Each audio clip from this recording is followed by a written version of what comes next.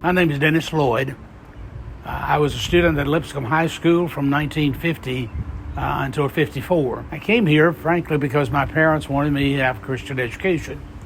I had been a student in public schools for the first 8 years, and so I came here for the 9th, 10th, 11th, and 12th grades. Came back years later to teach here. I altogether spent 41 years on campus teaching either in the high school or in the college. High school was a close-knit group. We didn't have a large enrollment, but we did have people from all over the area, and we got to know people from various parts of town. I was impressed with my teachers.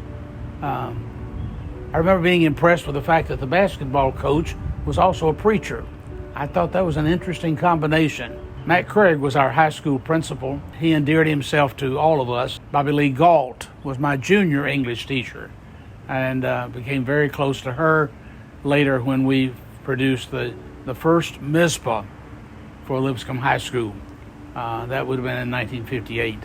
When I was in high school, there was no high school yearbook.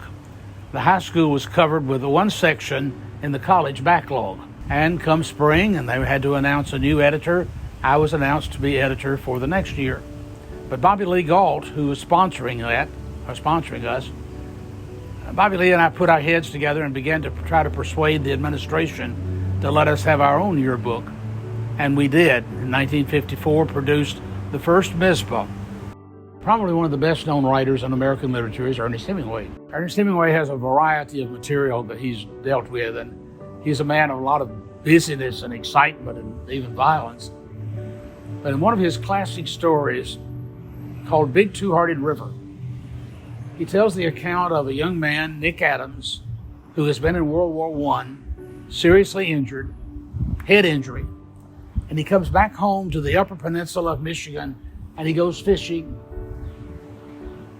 And he describes the whole process of going through it so meticulously. He says he doesn't want to rush his emotions. He just wants to be sure he can do things. And as he finally sets up his camp, and he's all by himself, sets up his camp, prepares his first meal, and settles down, and then he says, "Now, I'm in the good place." I think that's what I thought about Lipscomb. I was in the good place, and it was preparing me for something that lay ahead.